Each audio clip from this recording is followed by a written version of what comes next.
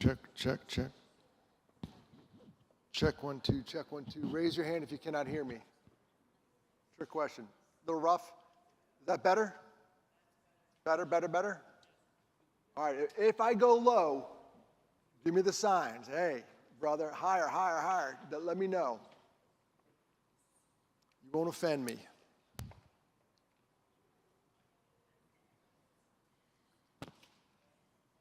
We'll get started. People are still coming in, but this reminds me, being up in front of the church reminds me when I was an altar boy back in New York.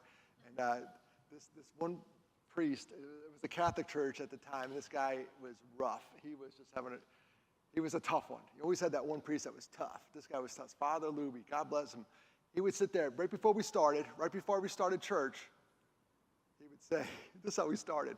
You knew it was going to be a long mass. He goes, all you sinners in the back, there's plenty of seats up front. That's how we started. That's how we got going. Is that better, the audio? You let me know. A little more. A little more?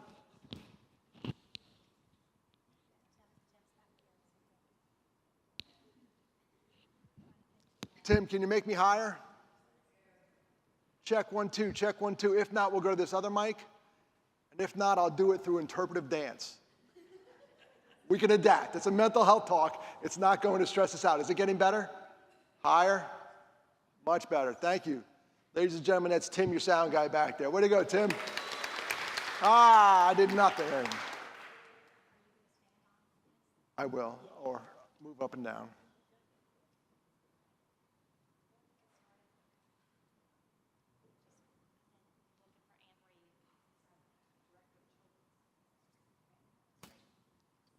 We just got a couple more folks coming in and we'll get started.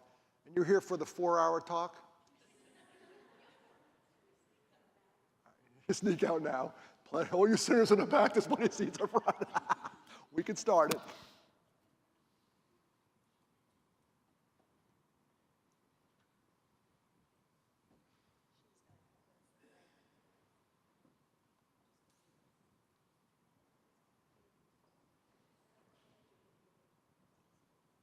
All right, as they're working on the mechanics, I will look over here every now and then at my slides. And normally this is a slide presentation, and it keeps me on track. With my ADD, it's a good thing I have those, because I'll go down a rabbit hole. We will be here for 4 hours. But that's going to keep me on track. So if I keep looking over there, it's just to tell you the story that comes with it as the flow. Does that make sense? You know what I forgot? I forgot a glass of water. Okay. And my oil needs to be changed in my car. Keep going, right? See how far we can go. Exactly. You know how you make holy water? You take regular water and you boil the hell out of it. Come on, that's an old joke. If the lightning comes down, it's going to happen right now. Stand back. Move away. Move away. I'm just putting a clock on here so you folks know I will get out of here on time. I'm a professional, gosh darn it.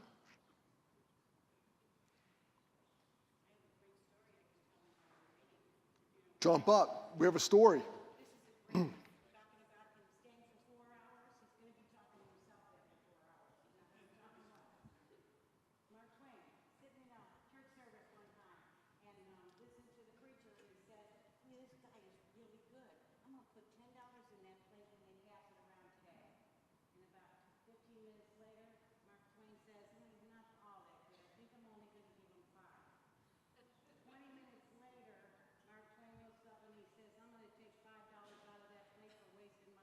The moral to that story is know when to talk and know when to shut up. Good night, everybody. Linda, this fall we can have a comedy night with Linda Matuza. Now we have something planned for the fall. Well, okay, perfect. We're going to put it on the calendar. Well, I want to welcome you all to Memorial Presbyterian Church. My name is Ann Reed Brose, and I serve on our ministry staff. And we're so thrilled that you're here. I think this is a wonderful turnout for a rainy May evening. May is Mental Health Awareness Month, as Amy mentioned over in the kitchen, so this is a wonderful time to welcome Dennis. And Dennis, we're very grateful that you were willing to come and share with us tonight. We're really excited. As a lot of you have heard, we applied for a grant from our presbytery, the Presbytery of St. Augustine, for $10,000 to start a more robust, focused ministry for mental health. And our ministry staff is unique in that all of us feel a shared common calling to provide this here in our church, that we think it's very important. Our mental health is a part of that abundant life that Jesus came that we might have. And so we want to provide a space here for people to gather, that we think the church is the place where we should be having some of these hard conversations. I grew up in a household with a sibling who had a very severe mental illness, and it affected my siblings and my parents and myself in a lot of ways. And so what I wish my parents had had access to way back when, I'm 40, so I don't know when that would have been, the 90s. I wish they had had a place like this in our church where we grew up, where they could come and have support for a difficult time that we were going through as a family. So we're grateful to be able to do that here at Memorial. We're glad that you're here, and I will open us with prayer. Is that okay, Amy? And then we'll hear from Dennis. Thank you for being here. Let's pray. The Lord be with you. Gracious and loving God, we thank you for your Son, Jesus Christ, for his life, for his ministry, for the way that he showed care and compassion and love to people in need, to people who needed physical healing, to people who needed healing of all kinds of illnesses in body, mind, and in spirit. We thank you for this evening here together, for your presence among us. We thank you for our speaker, Dennis, and we pray that you would work and speak through him to us this evening. Be with us in all that we think, do, and say together. And all of God's children say, Amen. Well, I'm Amy Camp. I forgot to introduce myself next door. I am a parish associate here at Memorial, and I just want to say hello to our presbytery friends and our interfaith friends and community friends that are watching live stream right now. We're so glad you're all here. And I just get the opportunity to introduce Dennis, and we connected through our director for college ministry, Mary Seeney. She sent me his information from Flagler College, the Missing Voices Project, and Dennis happens to live in Greenville, South Carolina, where I grew up. And so we've hiked the same trails. We've learned how we both have a passion for hiking and being in the beauty of God's natural world.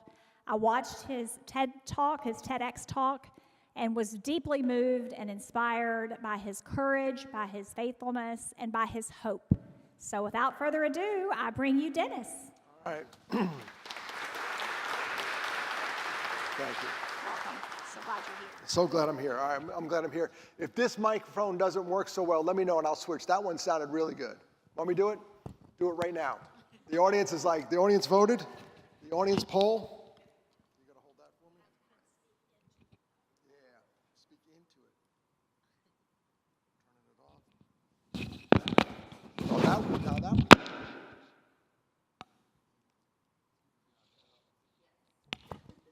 Is this better?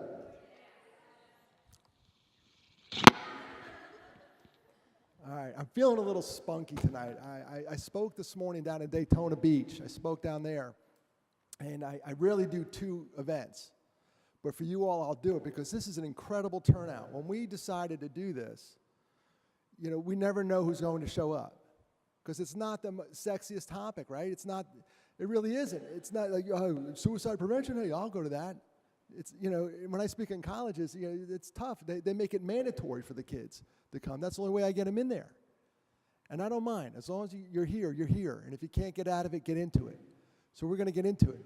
My name is Dennis Gillan. I used to call this talk that my journey towards recovery because I operate on the premise that everybody's recovering from something. Is that a fair statement? Fair. Everybody's recovering from something. And everybody loves a good comeback. We just do. Those are the first two chapters of my unwritten book in my head. It's going to come out one day, but that requires effort. I'm not all about effort, so typing too. So that's what we're working on. When I was an accounting major at West Virginia University, we're not known for our creativity, so I used to call this talk Suicide Stinks, right to the point, right? Just right there. So without further ado, my name's Dennis Gillan. Suicide Stinks. Thank you, Amy. I'm done. Take care. I wish. I wish I could say 2 words and get out of here. And I'm not trying to be flippant. This is nervous energy because you're going to hear my story. And I'm sort of like deflecting, according to my therapist. I'm not getting into it when I should get into it. That's a technique I use as self-preservation. I'm deflecting. Now, who's the greatest deflector on the planet? It's a fictional character. Help me out here. DC Comics. She has these bracelets. Wonder Woman. There you go. We have a winner. Wonder Woman. Methodist one, Presbyterians nothing. The game is on. The game is afoot. So Wonder Woman, that's what I was doing. I was just channeling my inner Wonder Woman, and I would deflect around this topic. And people who knew my story would say, Dennis, this person lost somebody to suicide. You should talk to him. And I would try to get out of it, like a little comment, and try to get out of the conversation. We can't do that anymore. We have to run to those conversations. We have to lean into those conversations. So Wonder Woman also has this thing called the lasso of truth. She wraps it around a bad guy. Sorry, fellas, it's always a guy. Wraps it around a bad guy, and he has to tell the truth. So without further ado, you're going to hear my voice start to crack. I'm going to tell you about the 2 worst days of my life. And I'm going to put, without the lasso of truth, I'm going to come at you in hard and tell you how I became a mental health advocate. I was in college at West Virginia University. In fact, one of my fraternity brothers is right there. 40 years we've been together, and I stayed at his house. So thank you, Bill Benacosta. Thank you, Bill. He's the reason you're not going to get a bill for a hotel tonight. There you go. So I was at school, and here's how it worked. You remember when you were in school, that all of a sudden you had a week, we had a test in every subject. Did they still do that in school? Like all of a sudden you're cruising along, and I'm like, oh my gosh, I have a test in every subject this week. I was in one of those weeks. Yeah, the kids are going, oh yeah, it still happens. It should be illegal. If I'm elected president, that's illegal. So I'm packing up my backpack. It was a Wednesday, and I can remember this day like it was yesterday. It's one of those days you just remember. And I'm packing up my backpack, and I'm putting my Wednesday books in there. I lived off campus. I'm putting my Thursday books in there because that's the 2 classes I've tested, accounting and finance. And I could barely pass one of them. Now we're going to back them up. This ought to be good, right? This ought to be good. And I was going to go to the fraternity house and pull an all-nighter. Any of you kids ever pull an all-nighter to get homework done? That takes a year off your life right there. That's not fun. And I even packed a baseball hat because we all know a baseball hat counts as a shower. If you're a guy, you just put a hat on, you can go days, right? Put a hat on, 3 or 4 days, good deodorant, you don't need a shower. So I'm sitting there packing this up, and I'm going, wow, this is going to be a long day. And then the phone rang, and the day got really long. It was my younger sister, Janice, and I'm one of 5 kids. Sheila, Mark, me in the middle, Janice, and Matthew. And Janice is on the phone saying, Dennis, you need to come home. I'm 8 hours from home. I'm exactly where I need to be. And then she said something I couldn't even really understand her. She said, Dennis, you don't understand. Mark died in a car accident. That's what they told me. You all know why I'm here. Mark battled depression for years, and the disease state won and the Gillan family lost. Mark died by suicide. And here's how this worked back then. This is not a good decision on my part. I went, Wednesday night when I got the news, I got hammered. Thursday, I went home. Friday, Saturday, we buried Mark. Sunday, kind of a fluff day. Monday, I traveled. Tuesday, I was back in school. That's like a long weekend. That's all that was. And trust me, I wanted to get out of there anyway. That was ground zero, and I wanted out of there. So I went back to school. And when I went back to school, I could have ran into the arms of a competent counselor, but I didn't. I ran into the arms of an incompetent bartender. I started drinking heavy. And I speak at a lot of colleges, and the drinking age back then was 18. I was 20. No laws were broken. And now that I have kids, the drinking age should be 31. Let's raise it. Sorry, kids. Going higher. And that's a negative coping skill. Is that a fair statement? Awful, right? I'm masking the pain. I'm masking it. Here's why it's a terrible, terrible, terrible coping skill. I wasn't the only one doing it. Remember the Gillan 5. Sheila, Mark now in heaven, me, Janice, Matthew. If I was drinking at an Olympic level, Matt was a pro. He was at another level. In fact, one time he came to my house. I lived in Carlisle, Pennsylvania at the time. He came to my house, and we never talked about Mark. And that's shame on us for doing that. We never talked about Mark. We never wanted to talk about him. But we needed to talk about him to heal. We needed that, but we didn't do it. And one night we were up drinking, and somewhere around 2:30 in the morning, I tapped out. I said, Mark, I'm done. Matt, I'm done. And I cleaned off the counter, and the next morning I woke up before he did, and there were 8 more beers on the counter. Matt was drinking alone. And that should have been a sign.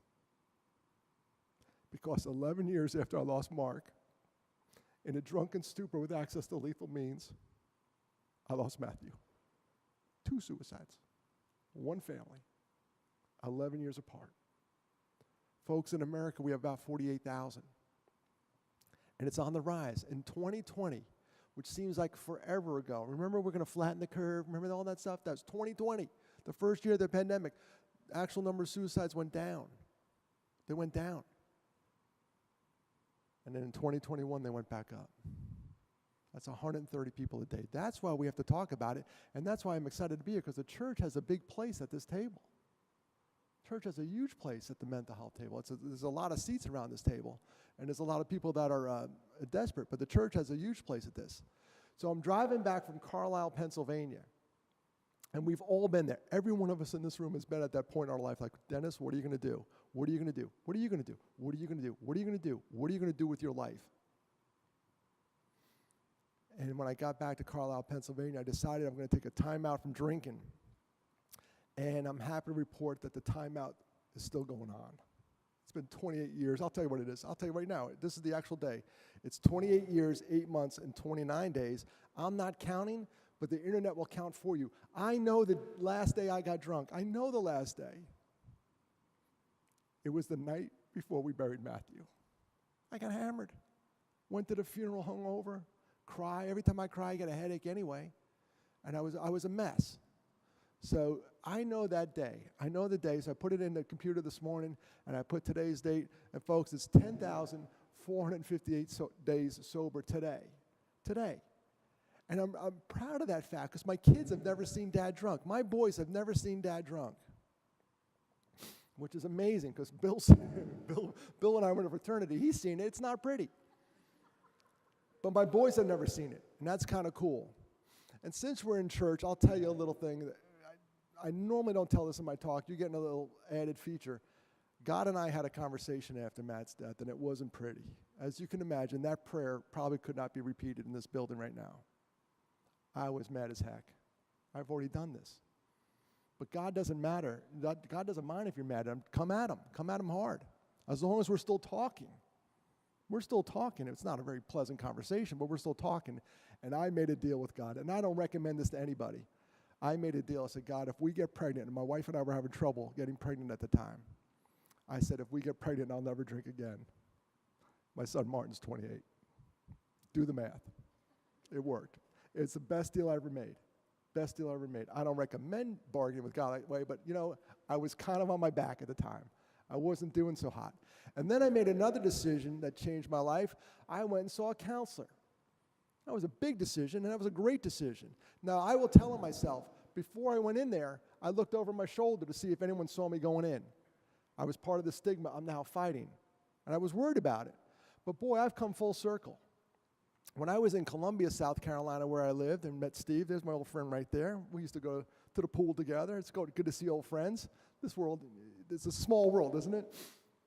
When I was in Columbia, South Carolina, half of my tennis team worked at the psychology office that I went to. I did not mind if anyone saw me. I didn't mind it at all. I'd walk in, hey, Dennis, how you doing? Yeah, I'm doing good. I need to see my doc, and an hour later come out and talk to everybody. But the first time I went, I will tell myself, I looked over my shoulder and made sure no one saw me going in there. That stigma's got to go bye-bye. Kids, I have a lot of faith in your generation. You're going to be on campus when they're at school going, hey, what are you doing at the school? I have a therapy appointment. Oh, I have a track practice. And that's really cool. Just say it like that. And we're all like, oh, good for you. I'll see you in an hour. I'll see you in an hour. That's where we got to get to. My generation, not so good. My dad's generation, really not so good. Very proud about that. All right, little side story about my dad. My mom and dad have since passed. They stayed together after this, by the way. 61 years they're married after burying 2 brothers, which is amazing to me. Absolutely amazing, because the death of a child could drive a marriage into a wall. It's awful. It's tough. And one day I started speaking about, suicide prevention, and I wasn't sure where my dad was with this, because he's proud. He's a proud guy. And I said, Dad, I'm about to go into, I called him up, and I was outside of Fort Jackson. And I was going to go speak to some military folks. I was not in the military, but my father was in the Army. So I called him up, and I started asking him all these questions. Hey, Dad, where were you? Korea, infantry. He's giving me all this stuff. And then finally he goes, Dennis, why are you asking me this? I said, Dad, I'm about to go inside and talk to some soldiers. And in case they ask me, I wanted to know. And there was a pause. And I never really had my dad's blessing.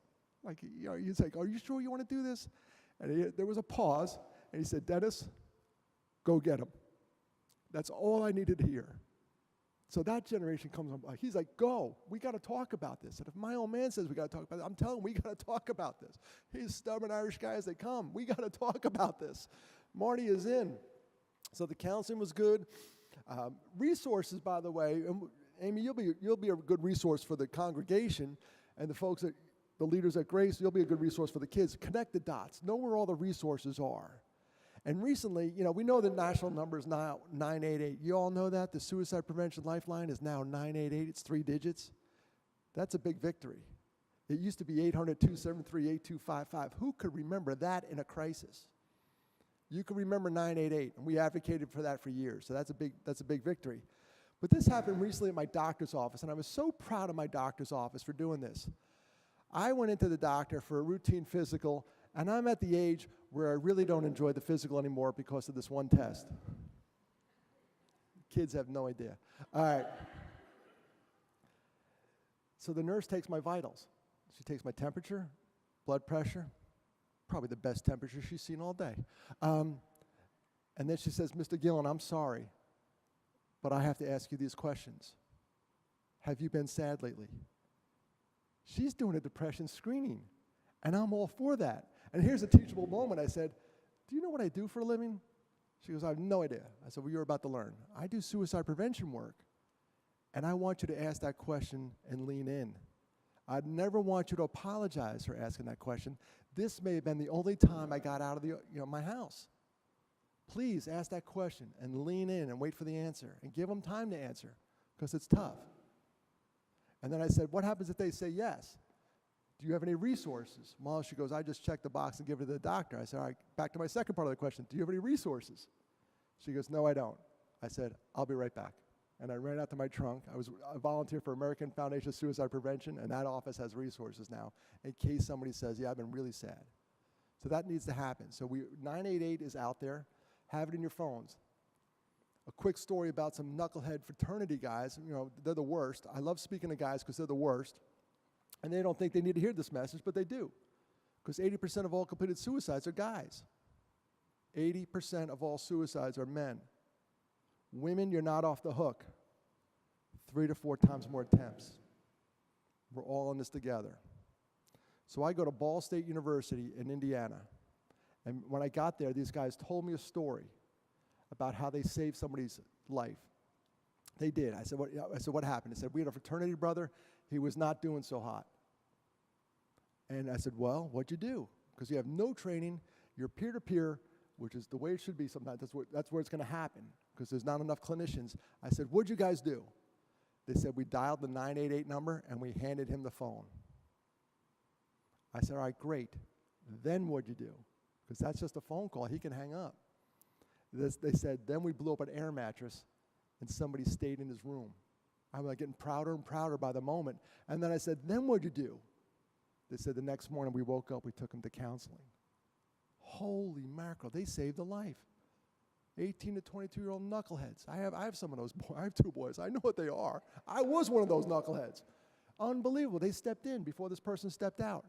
And, by the way, we're doing a lot of training with the good folks at NAMI and doing CIT training, crisis intervention training for your police officers and your law enforcement. And this is really good because they're getting better at answering these calls. If you say, I need a mental health well check, you should call 911 if you're really concerned about someone. You should. Now, a lot of people go, oh, I'm not dialing 911. Yes. Now, granted, we got to get better. I see some faces. We got to get better in the response. It could be a little scary for the person in crisis, but we're getting better. I know we'll have a conversation after. I saw the face. It could result in involuntary emergency room visit, all that stuff. But I had a kid come up to me one time. If you're really worried about someone, call 911. And this kid came up to me and said, sir, sometimes my roommate disappears. He has a mental health issue. What should I do? I said, well, if you're really concerned about him, call 911. He goes, well, he'll be mad at me. To which I replied, I wish my brothers were mad at me. You know, it's a desperate card to play. And our response, our crisis response, has to get better. That's from Maine to California. We have to do a better job. In South Carolina, where I live, we have a mobile crisis unit. I would recommend calling them first because some psychologists come out. In the state of Florida, I know this happened in Florida. I was at a survivor of suicide loss meeting, and a guy said when his wife died of suicide and he arrived on the scene, he was met with a psychologist. That's incredible. That's incredible. Right at the moment of crisis, he was met with a professional who knew what they were doing. We need more of that. We need more of that. We need a lot more of that. So I sober up, and then I go to counseling, and I sit there and go, wow, where does faith fit in? And faith fits in everywhere in this whole thing. That's why we're in a church today talking about this. Faith has a big place at this table. And if you were to think about a suicide in the Bible, if you just throw one out there, who can you think of? This is Bible study, kids, now. Who can you think of that died by suicide in the Bible? Anyone? Judas. Number one answer, Judas. Number one answer.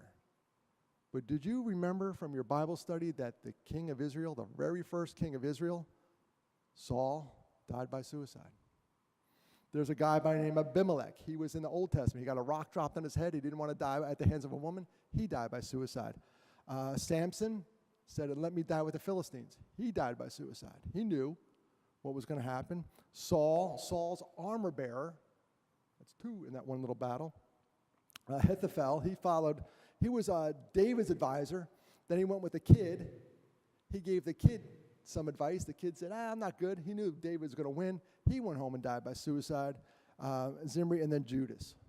So biblically, if you need to look at it, there's about 7 in the Bible. But did you know this? There's also a suicide intervention in the Bible. Paul and Silas are sitting in prison. They just been beaten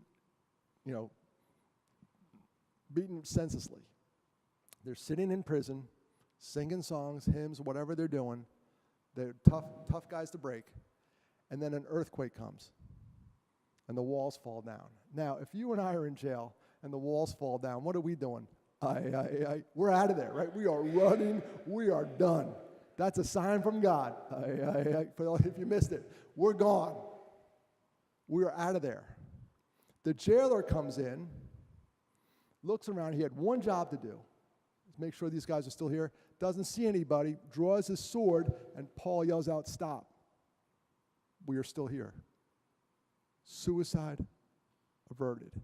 Did Paul have any training? No. He just had to say, I'm here. I'm here. It's the ministry of presence. It's the ministry of presence. So use that in your next sermon. You've probably already done it. You're on the cutting edge, and you've already done it. Now, I mentioned earlier about Father Luby and the good Catholics. Did you know at one point in their theology, it was thought that a suicide was a mortal sin? That's the term they used. And when I worked on the Suicide Prevention Lifeline in Chicago, the woman who started the Lifeline there lost her mother to suicide. And while she was in church afterwards, during the receiving line, another woman came up to her and said, you know your mother's in hell, which is a horrible thing to somebody to say, grieving the loss of their mother.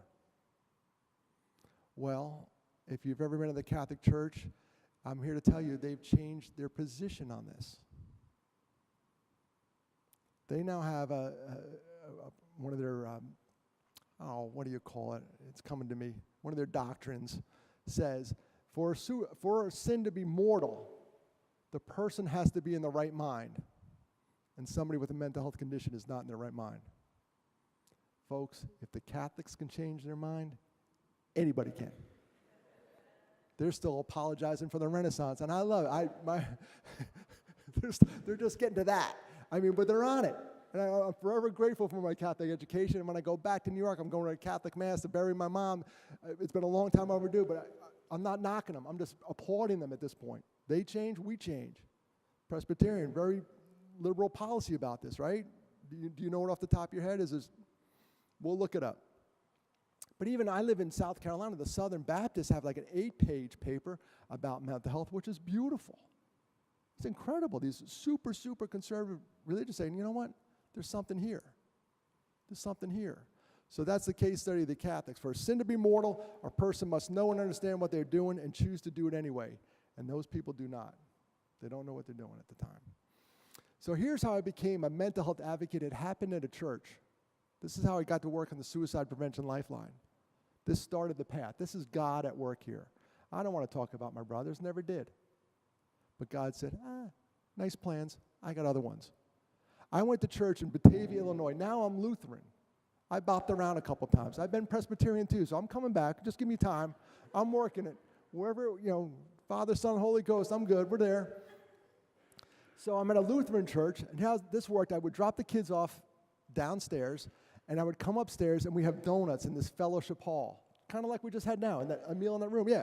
And I'd come in there, and I'd say, all right, cool, donuts. I love donuts. And I skipped breakfast that day, and I come up the stairs after dropping the kids off, and there's no donuts. I said, what happened to the donuts? They said, some lady took them, and they went upstairs. There's a community program upstairs. I said, all right, guys, smell you later. I gotta eat breakfast. I'm going. I'll listen to anything for a donut. History of the organ, I'm there. Tell me all about it. As long as I get sugar, I'm good. I get to that meeting, and this woman walks in, and guess what they're talking about on that particular day? What does a guy who lost 2 brothers to suicide really not want to talk about? Suicide. She ran the local lifeline, and for me to get up, now nobody in Chicagoland knows about my brothers. See, when I moved out there, people go, hey, Dennis, how many people in my family? You know the answer is 5. 5 kids. When I got to Chicago, the answer was 3. I didn't want to talk about my brothers. Didn't want to do it. So this woman comes in, she starts talking about the Suicide Prevention Lifeline. I'm trapped, but I'm also sitting right next to the donut table. I'm not giving up that seat, right? And on the way out, I grabbed her card, and I said, one day I'm going to call her. Anyone here like passive aggressive? You're like, I'm going to do that, and then you don't do it. All right, just me? All right. I grabbed her card, and I put it on my desk, and I said, one day I'm going to call this woman. One day. Oh, about 10 months later, I decided to call her. I said, hello, Stephanie Weber. My name is Dennis Gillan. You came to speak at my church about a year ago, and this is my story. And I told her about Mark and Matthew. And you know what her response was? Dennis, get your butt in here. Get your butt in here. We need you. Who better to talk to somebody that may be suicidal than someone who lost someone to suicide? Who better to talk to someone who's suicidal who has lived experience? Who better? Get in here. I said, yes, ma'am. Hung up the phone, drove over there. Keep all the women in your life happy, fellas. Keep all the women in your life happy. Just do what they say. I got there. She's the woman who lost the mom who had the person say she's in hell. That's the woman. She started this call center. And while I was on the call one night, I'll tell you, I worked Thursday nights from it was 8 to 12. I kind of left because I can't stay up past 10. It was 8 to 12. And I'll tell you about this one call one night, and you want to be like this kid, Kyle. Kids, you know you can call the helpline for somebody you're concerned about. You can do that. Like those fraternity knuckleheads, you can call if you need advice to how to handle somebody who's suicidal. You can do that. We got those calls. One night I got a call from this kid, Kyle. And remember, we all want to be like Kyle on this call. Kyle called up. He goes, sir, I'm worried about a friend of mine. I said, Kyle, where is he? He said, I don't know, Chicago. It's a big town. He's not at home. I said, Kyle, why are you worried about him? He goes, he's sending me texts that are dark. I said, well, give me one of them. Read it. And let me know if you hear it, folks. This is a clue. Kyle had the luxury of reading it, but this is a clue. It said, Kyle, you've been a good friend. Did you hear it? That's past tense. Kyle's like, no, I am a good friend. I'm a good friend right now. As we're on the phone, he said, sir, I got another one. I said, Kyle, read it to me. It said, Kyle, I'll see you from the other side. Whoop. We're in the red zone, and this is a hot call, and I don't have the dude I need. I have Kyle, who is awesome. He's a good friend. He's the guy you want on your side. He's your first pick if you're picking sides, that guy you want. This guy may have been texting all kinds of people, but nobody picked up the clue. Kyle picked it up. So I told Kyle everything I knew to do. It's like telemedicine. Activate your network. Call the adults. This is not on you guys. It was young kids at the time. It was students. I'm like, get the adults involved. Do what you got to do. Call your youth leader. Call anybody. Activate the network. This is not on you. And I hung up the phone. And about 5 minutes later, Kyle called back. He said, sir, he's not picking up the phone. Now, this is where my ADHD is awesome. Some days I hate it. Some days I love it. This day I loved it because I said something I shouldn't have said, and before I could think about it, the words came out of my mouth. You ever have that happen? Like, oh, I want those back. Too late. I said, Kyle, give me the number. Now, I should not have said that because at the Suicide Prevention Lifeline, we're not allowed to make outgoing phone calls. All the calls have to be coming in, and that makes total sense, right? They don't want me on the phone talking to my buddies about my fantasy football picks, right? Those calls, those lines better be open. But you're also looking at a guy that lost 2 brothers to suicide. And I sat there for like 1 second, and I just started dialing. I'm like, I'm going in. I'm going in hot. And the kid picked up. He was there. I'm like, victory. You're still here. And of course, he was madder than heck. Who gave you my number, blah, blah, blah. He's going off and off, but eventually he calmed down. Eventually, we hung up the phone an hour and a half later. And I don't know if you know this, but guys don't like to talk on the phone that much. You ever have to deal with a boy? I have 2 boys. They get in the car after school. Hey, how was school? Good. What was the favorite part? Gym. 1 word. One time I had to pick up my boys, they're in carpool, this is when they're younger, and one of the girls got in the car. And that girl filled me in on everything. I knew what was going on at school. I knew it was hot lunch the next day. I knew everything. I know bingo was coming up. I knew everything. I got nothing from those knuckleheads. But the beauty of this, an hour and a half later, here's what happened on that phone call. He came up with the solution on his own. I just listened. I said we talked for an hour and a half. I listened for an hour and a half. I didn't say much. Tell me what else is going on. How can we help? Hour and a half later, he came to the conclusion, and kids, this was a good conclusion. He said, you know what? I'm going to tell my parents everything that's going on. He's failing in school, girlfriend issues, all this stuff. I'm like, bring him in. As a parent, bring him in. We'll figure it out. We'll go to plan B. We'll go to plan C. We'll go to plan D. But with the suicide, it's a forever decision. You can't go to plan B. It's over. Game over. You don't respawn. You're done. It's horrible. I think if my brothers Mark and Matt were here today and we thought about the stuff they were going through in their 20s, I think we'd be laughing about it right now. Maybe over a beer, just saying, yeah, it was a rough time. Yeah, here you are. Cheers. And we'd clink glasses and go on. So it's hope. My hope is that Kyle and this kid are out there in Chicago doing something great. And some of the clues Kyle had, we're going to go over warning signs. One of the clues is talk, a warning sign of talk. And that's what the text was. It was a form of communication that counts as talk. Someone will say something like, oh, I'm burdened. You're better off without me. Kids, you ever hear someone go, oh, I wish I was dead? And they kind of joke about it, like, whoa, whoa, whoa, whoa, whoa. Now, if somebody jokes about it in front of me, and you all know my story, I don't get all woke on them and go, hey, you can't talk like that in front of me. You don't know my story. I lost 2 brothers. I wait for the right moment. I pull them aside privately. I say, hey, I lost 2 brothers to suicide. You kind of said we'd be better off without you. You kind of joked about it. Are you okay? Do you see the temperature drop on that conversation? We don't need this. We have enough of that in America, right? I save all this for Twitter. That's when I get all mad and all woke. That's where all my woke action is, on Twitter. I'm fighting. I'm picking fights on Twitter, but in front of you, how you doing? By the way, that was a joke. I'm not on Twitter anymore. I can't stand it. I'm done with that. I don't need it. If you go on something and your mental health's not good after you're on it, that's got to go, and it's got to go. So there we are. So the start of that whole conversation is Kyle. So talk. The other one is behaviors. People may increase their use of drugs and alcohol. I'm guilty of that. Masking their behaviors. Irritability. They just start acting up. Sleep is underrated, by the way. Sleep is really underrated. Now that I'm sober and all that stuff and seeing a counselor, when something's going on in my life, one of the first signs that I'm not getting along very well is I don't sleep very well. I wake up at 3 o'clock staring at the ceiling going, come on, dude, you got to go to bed. You got to be up in 3 hours. And I'm going to give you 3 tips tonight. That's why you come to these conferences. 3 quick tips about sleep. I saw a neuroscientist talk about this. It's helped me immensely. One, the first thing about sleeping, kids, you all sleep like crap because you're on the phones and all that stuff at night. I know it.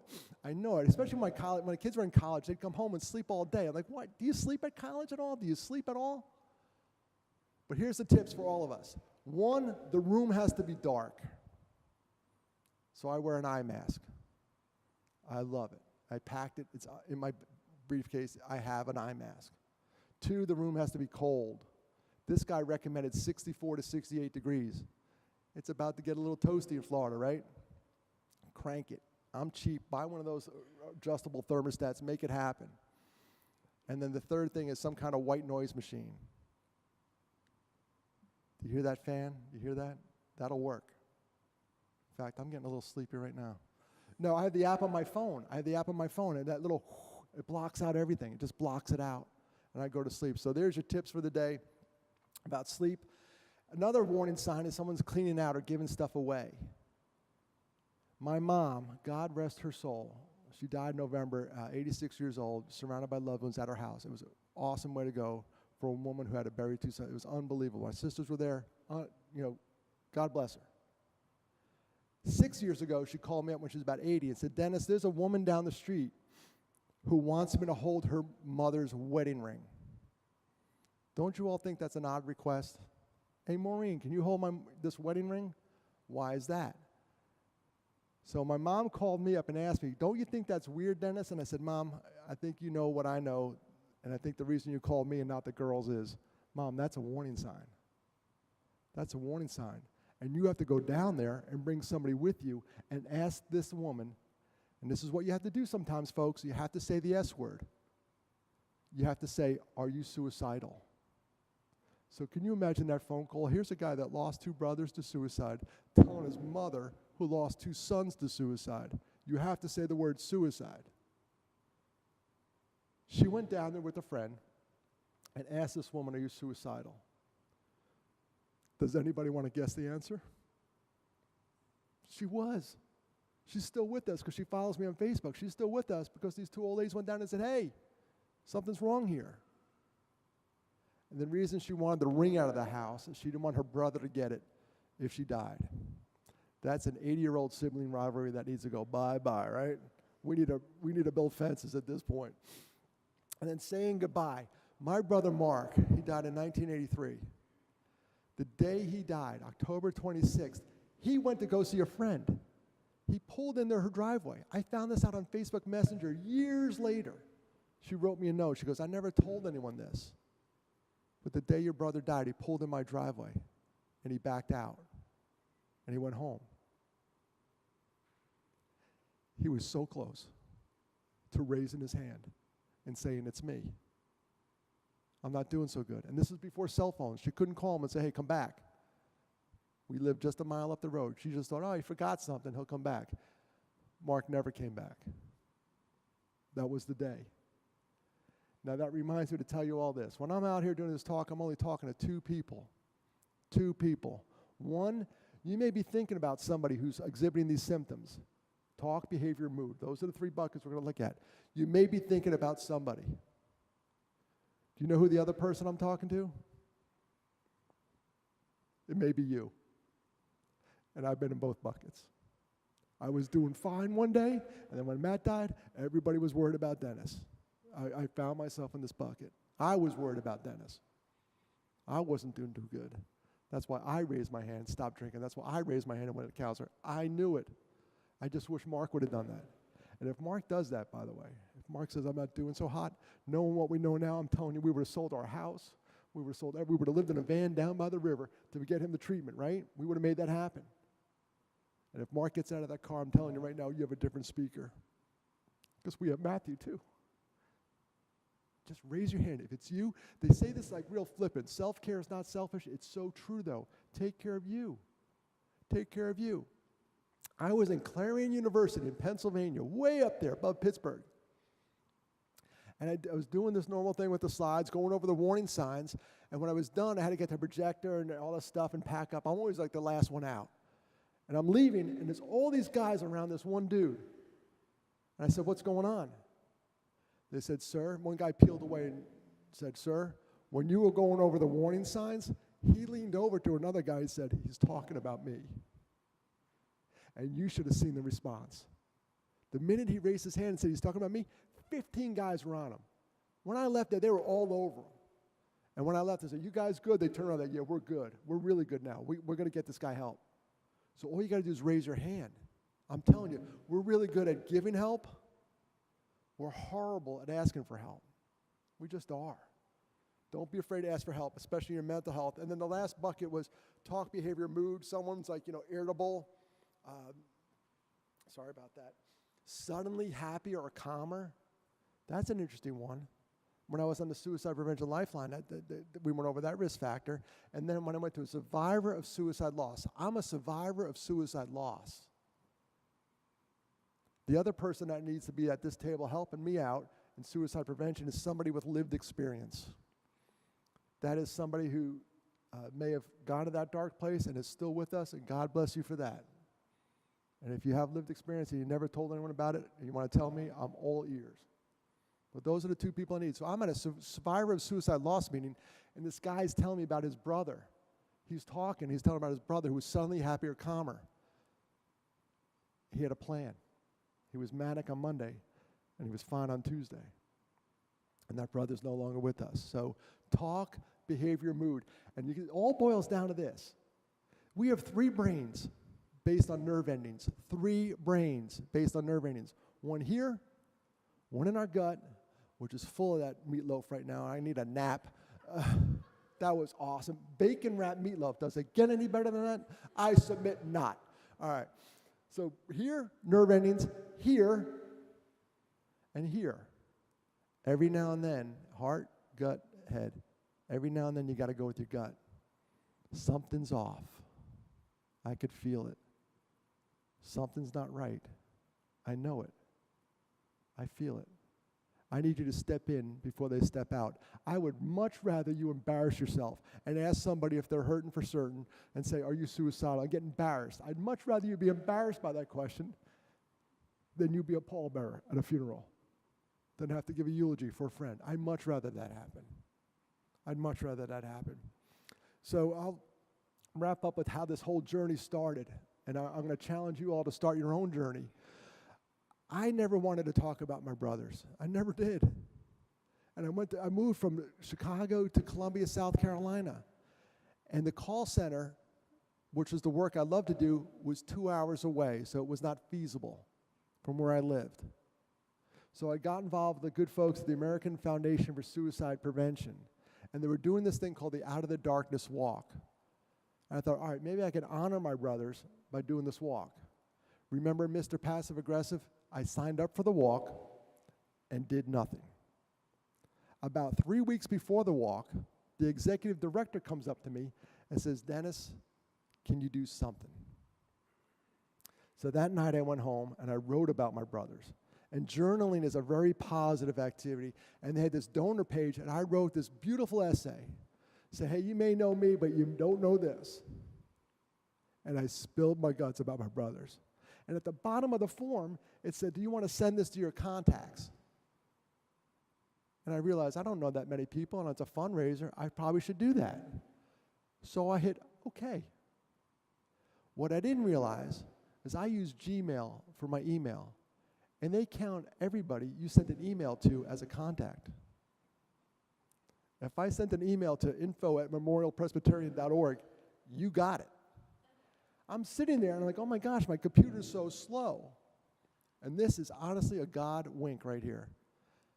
And it says, congratulations, you sent 1,738 emails. Holiday hoobie wuddy. I'm like, what just happened? What just happened? And it's not my fault. It's Al Gore's fault because he invented the internet. It's not my fault. Al Gore, thank you. So now I got to call my parents up. This is where it gets a little dicey. I got to call them up. They didn't know I was doing the walk. And I said, Dad, all your friends who sent me those golf jokes, they got the email. It got a little dicey. My sister Sheila, the older one, was hot. She was not a happy camper. Then Janice, my younger sister, was like, dude, go for it. You should do it. Go for it. She was all about it. And as I'm freaking out making my phone calls, my phone, every time you got a donation, my phone would ping, ping, ping, ping, ping. Folks, I don't know if you ever did any philanthropy work and tried to raise money. That one letter raised $9,800. One letter. But what really did, it raised awareness because I'd be in Publix. I'd be walking in Publix one day, and this woman comes up to me. She goes, hey, Dennis, I got that letter. And I said, hey, you weren't supposed to. Al Gore. And then she said, well, you don't know this. I lost my first husband to suicide. I said, I didn't know that. She didn't know about my brothers. What are we not talking about when it comes to mental health? What are we holding in? Let me be the example of why we shouldn't hold it in. Because ever since that day, wonderful people have flowed into my life. The minute I was vulnerable, whoosh, this tsunami of people came in. The minute I said, this happened to me, they said, hey, you too? And all of a sudden, this little army of friends gathered around me. It's been an incredible ride. So that little note raised $9,800 and raised awareness. Now, at this walk, they said, hey, Dennis, you're the #1 fundraiser. Would you like to talk? All right. How long? 5 minutes. You guys are probably wishing it was 5 minutes tonight. Sorry. They said 5 minutes. That's all you got to do is 5 minutes. All right, perfect. I'll do it. 5 minutes, never talk about my brothers. I'll talk about them. What they didn't tell me is right before I went on, they took a microphone, and everybody said the name of the loved one they lost. That was rough. And I'm watching it go around, and I watched my mom take the microphone and pass it. She couldn't say Mark and Matthew. And that's okay. When you're grieving, you're all over the board. There's no recipe. She just couldn't do it. My dad couldn't even come. He was at the house. This is as far as he got. He's like, that's it. I said, that's fine, Dad. You got Mom here. We're good. And as I'm watching the microphone come around, because I'm up next, and I'm tracking to see where it is, this woman takes the microphone and says the name of her husband. I'm assuming it's her husband. And she goes to take the microphone and pass it around her son, who's probably 6 or 7 years old. He's having no part of it. He grabs her arm, and unbelievably, the microphone ends up right in front of his mouth. And he says, my daddy. Ooh, that hurt. Because all those names I didn't know, but I know my daddy. I know my brother. I know my sister. I know my mom. I know my aunt. I know those people. My grandma, I know them. And then they go, ladies and gentlemen, Dennis Gillan. I was crying the entire time. It was awful. I couldn't even look over where that kid was. On the way out, I tripped him. I was so mad at him. No. That's terrible. No. That's a defensive mechanism. Sorry. But my daddy, that's why we got to get used to talking about this stuff. That's why we got to go upstream and talk about mental health. I don't want to be in suicide prevention the rest of my life. I want to be a mental health advocate. I want to go up here. I want to go up here. Because I never want to hear my daddy again. Ever, ever, ever. Thank you very much.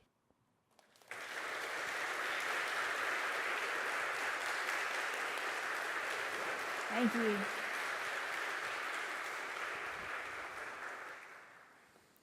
I've invited our parish associate, Susan Rose. She's going to give us the blessing tonight and offer Dennis a present. Dennis, thank you for your words tonight, your bravery, your courage, and giving us courage through your talk. So thank you. Thank you for being with us tonight.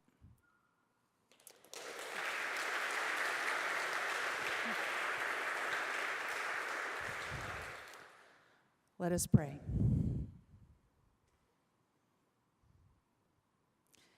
Gracious God,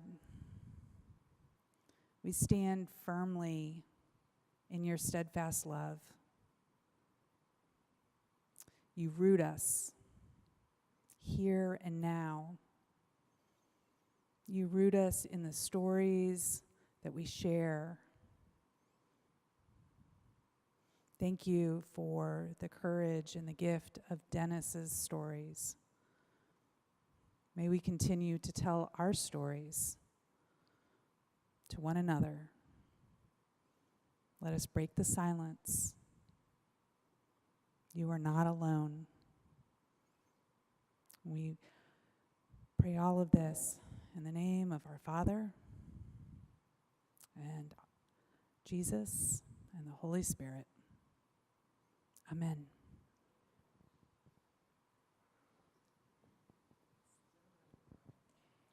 Any questions that anybody has? Dennis was kind enough to say he'd be here, hang out just, for a little while if anybody has something they want to say. Our ministry team, we have 4 of our ministry team here as well, so we'll kind of be around as well. We're just so glad. This is history in the making, as y'all know, because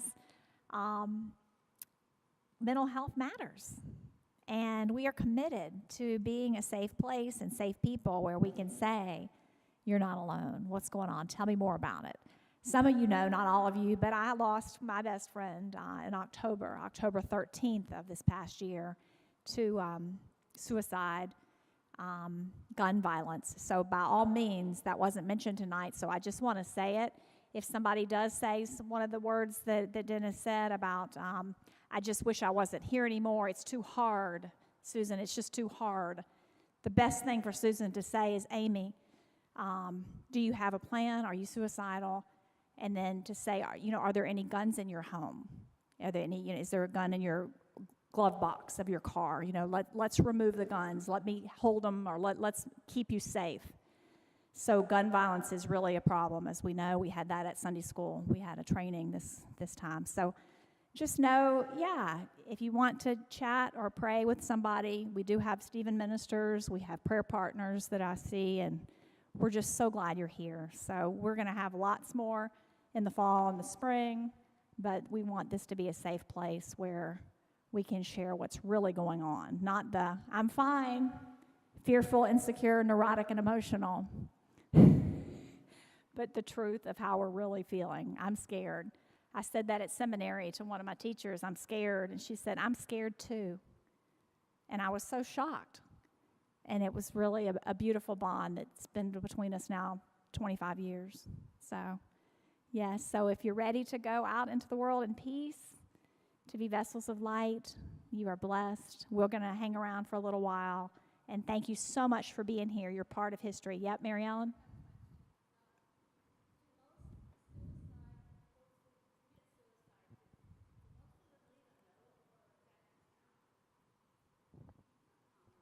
They do these things called psychological autopsies where they try to find out. A lot of them don't leave a note, believe it or not, that they found. And what Amy was talking about with the guns, 52% of all completed suicides were with a firearm. And that may be why the 80% are guys, because it's fine. I don't like to talk about means so much, but that's the fact. But the no question, I'll find out about you. I don't think it's that high. And it's... Well, another thing we do, by the way, at our foundation, is called the Half a Sorrow Foundation, is postvention. That is after somebody dies. If you need somebody to come in and talk, we do postvention, usually bring in a clinical person as well. I'm just a story, victim impact statement, more or less, but that's something we do as well. So I'll have to research that. How many percentage are notes? And often it's not revealed. A suicide's a tough one. It's tough for the coroners. Sometimes A suicide could be an overdose that was wanted to be they wanted to be a suicide, and they'll rule it an accidental overdose to spare the family. And I get that. I get it. So I think the 48,000 number is woefully underreported. It's underreported. What's an actual suicide? And then, it's a whole different camp of people that are desperate. Alcoholism, substance use disorder, suicide. It's a big tent. And I think we got to do our part to get all those folks under that tent some help. Thank you. Yes. Thank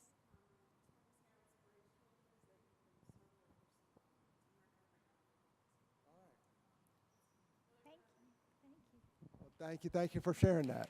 Yeah. I'm going to leave you with a little poem. This is by Robert Browning. It says, "I walked a mile with pleasure. She chatted all the way, but left me none the wiser for all she had to say.